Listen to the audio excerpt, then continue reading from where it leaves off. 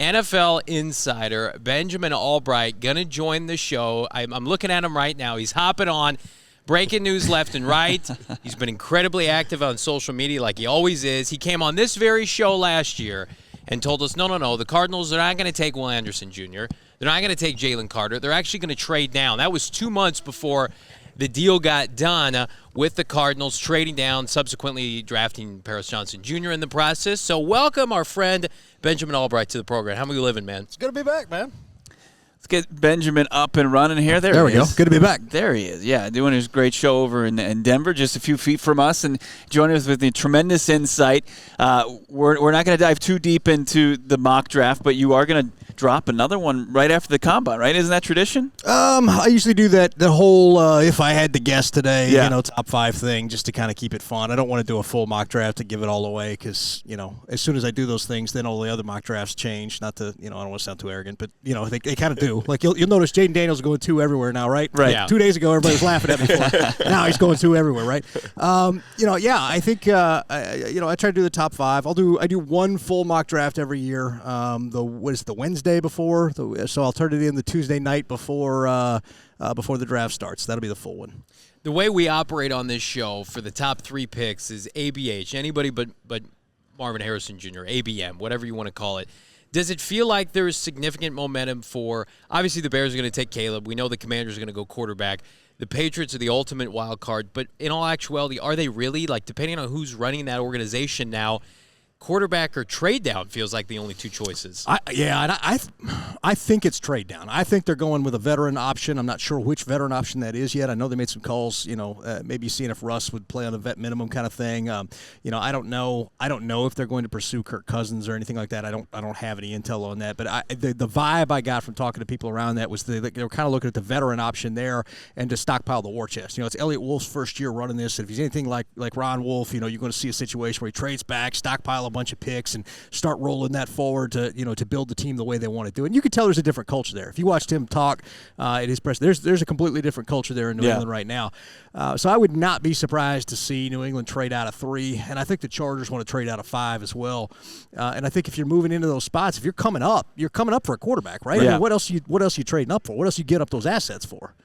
Yeah, it's very reminiscent of where Monty Ossenfort and this Arizona Cardinals organization is, and that seems like it's the blueprint to kickstart a rebuild, right? I mean, it's just you want your fastest way back to relevancy, back to maybe contending for a playoff spot. That's the path, it seems like. Well, yeah, especially if you're a new regime. If you're a new regime, trade back, stockpile because if you're doing it later on in your regime, you're doing it for the next guy, right? And who wants to make the next guy look like a genius? So, if you're early on, you have that 1-2 year window right there at the beginning to trade down, stockpile as much as you can, and then do that. And I thought Arizona kind of did it brilliantly last year. Trade back. We're gonna stockpile everything, and now we'll figure out where our roster's at. We kind of see where the holes are. We got a grace year in that first year. Everybody gets kind of that grace year, and so you go from there. And I thought I thought they did a good job, and I think they're positioned to really plug some holes this year and be perhaps a lot more competitive. I thought they were a competitive team, that more so than more people expected last year, but be more competitive and turn those into wins. You know, when you're doing a rebuild, it's usually a 4-year process, right? Lose big, lose small, win big, right? And so, you want to move to that lose small, win small stage, as quick as possible. Let me ask you this. I don't attribute it too much to like prospect fatigue or mock draft fatigue where people wanted to kind of get away from what we've been seeing so consistently, and you've stayed consistent as far as Marvin Harrison at 4, but when you look at it as far as NFL decision makers, and that all signs kind of point to, either trading down would be their best option or finding their next franchise quarterback. Is it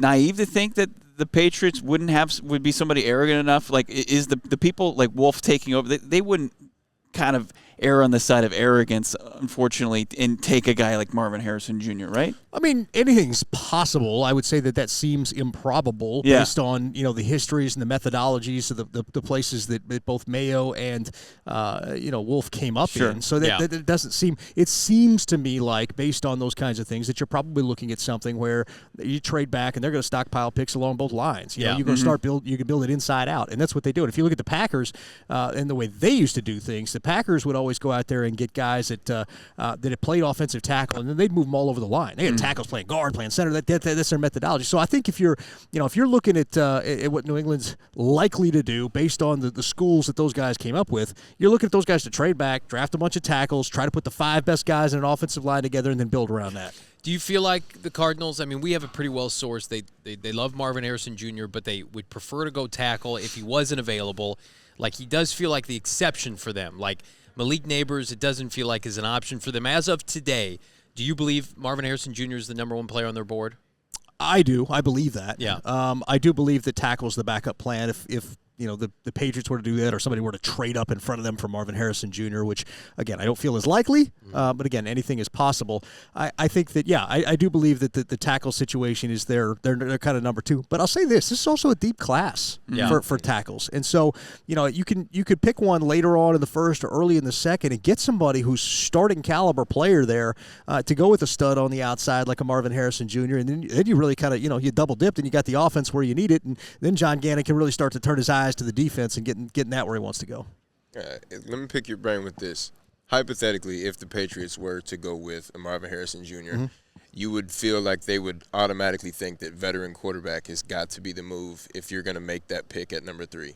Right, because obviously if you're not going quarterback at the number 3 pick where you're struggling right now in New England, you obviously have been talking to teams with one of these veteran quarterbacks that you're thinking this is a for sure thing that we're going to go after if we're going to pursue Marvin Harrison at number 3. Right, and I think that hand will be tipped anyway, because if you're the Patriots, free agency comes before the draft, right? Yeah. So you're going to see that hand get tipped anyway, whether that's, and I'm again using hypotheticals here, with a Russ Wilson or a Kirk Cousins, but we'll know. Well, New England will tip their hand ahead of time. If they don't quite get a quarterback, then we know they're drafting a quarterback. Right. Let me ask you this. We'll put you on the spot here. Your most likely team to trade up right now, not maybe what you've sourced, but like your gut feeling, because there's a lot of smoke around Minnesota right now. Would you feel like they're candidate number 1? If they don't re-sign Kirk Cousins, absolutely. In fact, I would say that they are the most likely team to trade to 3 if they do not re-sign Kirk Cousins. After that, I think you look at it. I mean, there are teams out there that I think could be interested. The Giants, don't sleep on them. Although I think they can sit where they are and kind of have one of the big 4 kind of fall in their lap. Atlanta is a team that you could look at. Although, again, I know they've got irons in the fire on Justin Fields, so we'll kind of see how that shakes out. People have been saying the Broncos, but the Broncos don't have any ammo. You have to mortgage the future again, and you already did that with Russell Wilson, and then you traded a first and a second for Sean Payton. I mean, are you really going to gut the thing even further? Look where the roster is right now. Right. The pick. So it doesn't make a lot of sense. Plus, George Payton seemed to kind of indicate that didn't seem like that was going to be a realistic possibility. Maybe the Raiders as a sneaky team to kind of keep your eye on. But I think those are the big teams as far as that goes. And that's a long way to go, right? Yep. Especially with that quarterback tax. We talked to Daniel Jeremiah during his availability last week. He's just using the trade chart, but that's the baseline, right? I mean, what are you anticipating? Right, that's the minimum. That's the thing. Everybody looks at the trade chart. Well, it only cost us this. Right. Like, no, bro. That's the minimum. There's a tax if there's good quarterbacks available, that kind of stuff. Look at what, for instance, San Francisco did to get up for Trey Lance. If you're going to move up from 12 to 3, you got to beat that deal. That's last year's deal. That's last year's price. We live in a new world now. Right. Yeah. So, you kind of got to look at that as a and I like to kind of triangulate. There's about 3 charts out there I think everybody pays attention to. You obviously got the Jimmy Johnson one everybody knows about, the Harvard Sports Analytics Collective, HSAC chart that's out there, and there's another charts out there. And I think if you kind of triangulate those, you can get a good kind of positional value in terms of the points, and then you can kind of figure out what the tax is from there. Are you surprised, like, the movement or lack thereof? I know we're about 2 weeks away from free agency, but it does very much feel like Mike Evans going nowhere, Justin Jefferson going nowhere, maybe T. Higgins going nowhere. Is there any kind of smoke around any of these guys, or do you feel like it could be a relatively quiet free agency for the guys that maybe were perceived to be on the fringe that aren't? Because we know Fields is getting moved, Russell Wilson's getting moved. Is there any kind of mojo or juice with some guys that maybe we're not talking about enough? I think the running back market's going to be interesting this year because you got some teams that can pay, and I wouldn't mind seeing a team like Houston or Chicago spending on a Jacobs or a Barkley. But as far as the rest of this stuff goes, the best thing to happen for teams wanting to keep guys at home is the salary cap bump that came up. Getting all the COVID money back and all that kind of stuff. It was about $12 million beyond what teams thought it was going to be, and so now you've got extra money. You're like, well, we can't afford to pay these guys to keep them, and so I think that may put a damper on free agency in terms of the excitement of who all is available out there because teams are able to keep more of their guys. What's that pool look like realistically, in your opinion? I mean, who are the guys that from behind the scenes, the talent evaluators in this league that view as, because sometimes free agency can be often fool's gold, right? You go and throw dollars at a position to try to fill a hole, and it's players that other teams are willing to let hit the open market, where we're seeing guys who are close but not close enough that they can just slap a tag on and retain. Like, who realistically could help, especially a Cardinals team that needs so much talent across the roster? Like, who could be somebody that we could see make their way to the Cards this offseason? Well, if Kansas City doesn't get something done with L'Jarius Sneed, I think that's the one you got to kind of eyeball, right? That would be a great help there on that defense. So tag, right, and then they've got the tag, deal. but I don't know. They're leveraging that. Right. They got to get a deal done with Chris Jones as well. We'll see. And I know Sneed wants a bag, so it'll be interesting to see if Kansas City can make that work. There's a few guys out there. I think you got to look along the offensive line and see what exactly hits. Yeah. And then Gannon's going to want to get that defense going. He wants to get the offense set and turn his eyes to the defense. It's the same thing they did in Philadelphia. That's why that first year, when he was the defensive coordinator, and I'll tell you guys a little story here behind the scenes. John told, they told him, he said, look, don't worry about the defense. I'll coach them up. Get the offense set, get them going, and I'll just coach what I got here, and we'll worry about that later. Yeah. And that's why that first year he was in Philly, the defense didn't look as good, until the second year. Then This is when they needed to develop Hurts, right? And then he was like, get everything you need to get the quarterback and that going. I'll just coach what we got, and then we'll worry about the defense second. I'll take the hit on that, whatever. And outwardly everybody's like, oh, this guy's a bum. He can't coach defense. And I'm like, man, you guys don't know what's going on behind the scenes. So just a little bit going on there. But as far as the rest of it goes, I mean, there's guys out there. I think on the defensive side of the ball, you'll see two or three decent signings there. I think on the offensive side, the one or two. I don't think you're going to be like sitting there all in on wave one, but the Cardinals will be active in free agency. What do you make of the Fields market right now? As we sit today, I would have assumed it would have been done, especially like you consider it. Eberflus and Poles are basically announcing it to the media yesterday. If it's not Fields, it's going to be somebody else. And they said they have a sense of urgency, and we're sitting here and they're meeting with Caleb Williams as we speak, and poor Justin Fields is kind of left out to dry. Yeah, I mean, Justin knows what's going on. Everybody knows. We're all doing the PR game where everybody knows what's happening, but we're not saying it. Right. The Bears are drafting Caleb Williams, right? Yeah. Come on. So it's one of those things where it's funny, the PR game we play with these kinds of things sometimes. You were very emphatic on Twitter like 2 weeks ago, and people were like, "Well, how do you know? You're not from Chicago, and you're being so emphatic about the point." You're not from Chicago. Bro, do you guys not know telephones exist? Yeah. like do you understand that the coaches move from city to city and telephones exist? Yeah. Like it's interesting to see that stuff all the time. Well, he only covers the Broncos and all this, and I'm like, I live in Denver. I cover the league, man. Like. The fax machines are a thing of the past. We got computer. The internet is on computers now. Yeah. Send a text message immediately. Right. It's ridiculous. It's like, Ben, name 3 Chicago suburbs right now if you want to be able to. And here's the thing. I used to live in Chicago, so that was, like from 84 to 88, I lived in Chicago. I could give you 3 separate. You have a telegram from Matt Eberflus. Carrier pigeon is on the way. That's the thing. I mean, look, the market for Fields, it depends on how you look at it. I mean, are there a couple of teams that are interested? Yeah, I don't think it's quite. I mean, I think you're talking about 3 or 4 teams. Atlanta kind of seems to be the leader right now based on some things I've heard. We'll see how that shakes out. I think Pittsburgh inquired. I don't think they're really in on that. But again, teams can get back in on stuff. But as it sits right now in real time, I don't think they're as in on that. New England has kind of sniffed around that a little bit. I don't, people talked about the Raiders. I don't think, from what I heard, I don't think they're in at all. Yeah. So I think that the market there, in terms of what you're going to get back for him, I mean, maybe a couple of 3s, maybe a 2 and some other picks, like a 2, 5, and 6, something like that. I don't think you're going to get much more than that. I don't think you're going to get the Alex Smith package for him. I mean, you're talking about a quarterback who's 10-28 as a starter in his career. And at some point, I mean, you do the whole QB wins thing or not a stat, right? Yeah. But at some point, you don't win enough games. It's you. At some point, it's you're not able to overcome what the deficiencies are. You're not good enough to do that. It's you. And so that's the thing. I mean, you talk about a guy who has record sack percentage, record fumble percentage. I like Justin Fields as an athlete. It's fun, exciting to watch the highlight clips. But when you watch the low light clips, you're like, oh God. It's just one of those things. Like people keep asking if he's going to come to Denver, and I'm like, why would Sean Payton pay $50 million to get Russell Wilson to go get Diet Russell Wilson? Like, I mean, this is not a thing.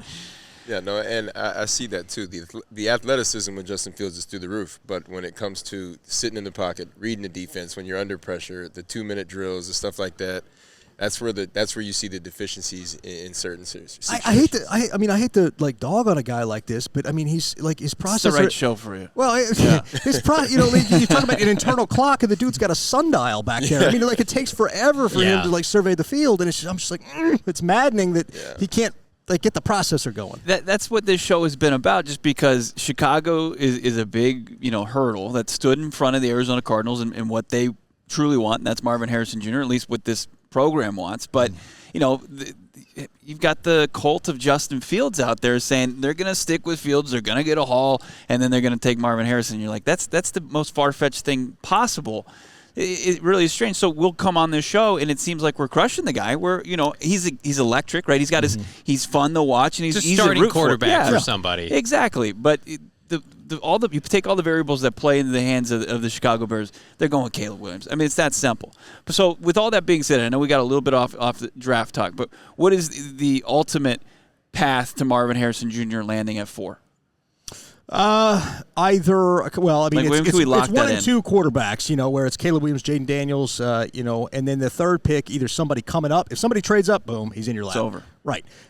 If New England does not sign a quarterback in free agency, that puts it. Then put it in pen. Don't you feel like still too, if let's say they went out and signed Kirk Cousins, although why would Kirk Cousins go there? Like with the state of the roster. I'm not opposed to that move. I think it would be. Yeah, I'm not opposed to that move, especially with a new regime, right? You have a new regime, you have a new head coach, you have a new GM.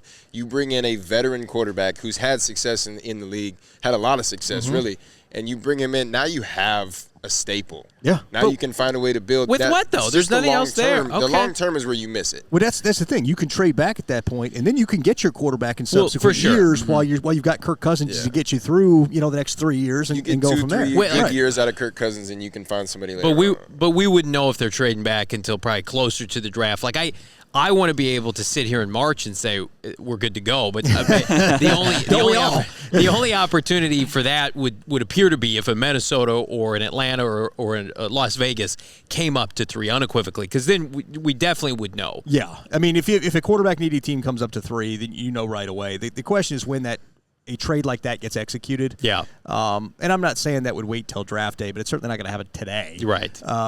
Generally, with those kinds of trades, if you're coming up to about 2, 3, or 4, generally those trades get done in mid to late March. So, around 2-3 weeks from now, we'll start to maybe hopefully get an inkling on that. Let me follow up on something, because I'm with you. I think Jaden Daniels is the second best quarterback. I think he's going to go second. I think Cliff Kingsbury is the exact kind of quarterback he wants with the Commanders.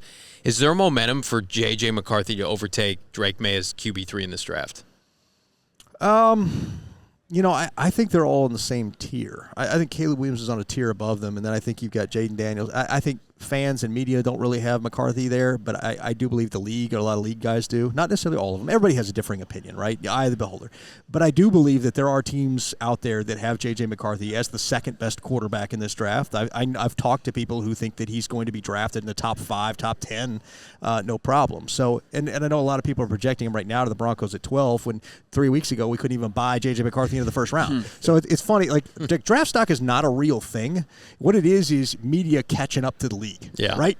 And so that's it's kind of interesting to watch some of these things. I put out because I put out that thing about McCarthy, league being a lot higher on McCarthy and lower on Nixon Penix back when end of January, beginning of February, wherever that was, whenever the national championship was, and it was funny to watch and go back and read the comments now where people are telling you that Penix is going to be the first quarterback taken and J.J. McCarthy's a day 3 guy, and I'm like, it's going to be real funny when Spencer Rattler overtakes Nixon Penix and gets taken in the second round. He's the guy with the most upward momentum right now. Well, especially following that performance in the bowl. So, I mean, he was easily the best quarterback out there during that whole week, so. Yeah. I don't want to mess with your process, Benjamin, because I do look forward to it the Wednesday before first round of draft on Thursday with your full mock draft. But to get down the draft board to 27, those damn Texans kept on winning football games and just plummeting the stock of that draft pick. But what do you look like, especially when you start to talk about the philosophies, of Amani Ossenfort and just having your league sources? Where do you think the Cardinals would go with that 27th overall pick? Would they continue to emphasize premium positions there at 27, tackle potentially, edge, corner? What do you you got to think? remember the first round you get the 5th-year option. Right. Yeah. So that's why the premium position thing gets talked about so much. You don't have that with second rounders on. So I do believe that they will do that and emphasize premium positions. Who knows if they're even picking there? They may move up. You know, that you've got the ammunition to kind of be flexible there. I'm just saying they got the ammunition to be flexible. That's all I know. Yeah. As far as that goes, I know that they want to continue to address the offensive line. I know they want to get the receiver. I know they want to address the offensive line. I know those are priorities. So, I would not be surprised to see some combination of wide receiver and offensive tackle. If somebody like a Mims, who I think on raw talent is probably either the best or second best tackle in this class. However, his injury history is troubling. Reminds me a little of Juwan James. It's like, is this guy even going to play? And so that's the question. If you believe that he is going to play at the NFL level and he's just kind of coasting through college to get the bag in the pros, then okay. But you got to kind of find that out. That's what scouting is about. It's getting to know the person. Everybody can throw on the tape and know who the top 50 guys are. We all. I mean, come on. Yeah. But at the end of the day, it's about getting to know the person and what motivates that guy. What makes him tick? Is this a guy who's in this to make money to go start a clothing line or rap career or ice cream shop or whatever, or is this somebody who is in this and committed to this while he's doing this, and this is going to be his life, eat, breathe football. Yeah. And so that's what we talk about football guys or guys with, football versus the basketball mentality and all that kind of stuff. I think that's what it's going to take. So I short story long, I think that wide receiver and offensive line, I think those are probably the first 2 picks. If you ask me to parlay it right now, I put money down, that's what I put money on. It's the smart move. We know DJ Humphrey's not going to play this year. They're looking for a left tackle. Yep. I'll put you on the spot right now. We'll get you out of here. First defender drafted. Oh, that's such a good question. I think there's probably an edge rusher. I know the corner from the MAC that everybody loves right now. Quinyon? Yeah. I know a lot of people love him, and he's kind of creeping up. He's just so good. I mean, he can do anything. Is it big on what he runs this week? I think some of the testing will help him out a little bit. You want to make sure that he's not just dominating future insurance salesmen down there in the MAC. I think it's part of it. No offense to. I make that joke every year. He competed in Mobile. I think he answered a lot of questions. Oh, he did. I love watching him down there. And Byron Murphy the second. I don't think he's going to be the first one. Murphy will be in the top 5 or 6 guys taken. I think you're probably looking at edge rusher. Whether that's Chop, whether that's Turner and Verse. Latu. I like him a lot, but the short arms, the injury history might drop him a little. The kid from there's just not enough clarity. Whereas the offense, talent is the bet right now in Vegas is will a defensive player go in the top 10. Mm-hmm. That's the bet in Vegas right now. So that's that's kind of the thing, and I don't know that. I don't know. First, my if I had to put me on the spot, Chop is probably the first one, but I'm not 100 on that. So, you think this could be like that 21 draft though, where it was so offensive heavy, and you had a ton of quarterbacks, obviously, but where you had to wait till J.C. Horn went off the board, and then you had Parsons go off, and then we're like, oh, these guys are good. I think you're going to see it in waves. I think your quarterback thirst is obviously always going to be a thing, and then of course you got those 3 big receivers right there that are going to be a thing. Some of these offensive tackles, and I think some of the guys that are projected right now to go a little higher are going to go a little lower. Like Alt, I don't think he's going to go as high as everybody. Everybody keeps mocking him at 5 or whatever. I really don't think the Chargers are going to take him, and I don't think he's going to go as high as people think he's going to go specifically. Reminds a lot of people more of Solder and McGlinchey than he does somebody who's like a road grader, got that dog in him, So I think that somebody goes a little bit lower. Latham's a guy who go a little higher, but there's such a glut of some of these positions. You're going to see that. The interesting thing for me is where does Brock Bowers go? Because you got an all-world pass-catching weapon there, but taking a tight end to the top 10 is actually is a detriment in some ways to your salary cap alignment because he already vaults into the top half of the league in terms of tight end salaries. So it's going to be interesting to see if somebody likes him and tries to trade back and play the game a little bit, catch him falling in their lap. Anything surrounding Hollywood Brown going into free agency? I mean, he just hemorrhaged money at the end of the season, dealt with injuries, but when Kyler came back and people thought he was going to take off, he went the opposite direction. Is his market materialized at all one way or the other? I mean, you'll get there. Yeah. The thing about wide receivers is we talk about the running back position being devalued, but secretly the wide receiver position has a bit in the league. And you think about it like this. It used to be teams played in the eye. You had 2 wide receivers out there that were getting all the reps, and so you just didn't have guys, as many of them. Now your teams are in 4 or 5 wide, 3, 4, 5 wide as base. You got so many receivers with so many reps coming into the league that you can find guys who are a lot more polished than they used to be in the 4th, 5th, 6th round than you used to. And if you could take that and turn that into something, then you find something. So as much as I'm sitting here talking about you guys need to take Harrison here at 4, there's also value to waiting on receiver a lot of time. Now, if it's a special talent like that, obviously you jump all over it. But there's also a way to, and some teams have started doing this, constructing your receiver room is the place where you save the money, right? Because you're getting later guys and you're just churning and burning them through, let them hit free agency, and I got the next guy to plug and play. When's Russ getting released? Next week or 2. Not a trade, but probably released. I can't see anybody trading for that contract. So he's just going to be out in Denver. Yeah, it'll be out. The question is whether or not they're going to do a post-June 1 designation or not, whether they eat the whole thing at once or whether they chop it up over 2 years, and that's really kind of the question. Wow. So DeAndre Hopkins' decision, right? Yeah, They decided to absorb it. I think they're going to chop it up over 2 years just because I can't see Sean Payton eating that in 1 year and barely being able to field a team. The Broncos have the 3rd least draft capital and the 5th worst cap situation. And then you add that into the mix. Brutal, but you'll get through it. Who do you think his quarterback's going to be? I mean, it's impossible to tell. Are they going to be in on these Bo Nix, J.J. McCarthy, Michael Penix kind of guys? I don't think they're in on Penix. I think McCarthy or Nix could be a guy that they'd look at. Michael Pratt a little bit later is another guy with some connections to Sean Payton. That'd be a guy they'd look at. But if you ask me to lay money on it, I'm saying like Jimmy G or Sam Darnold.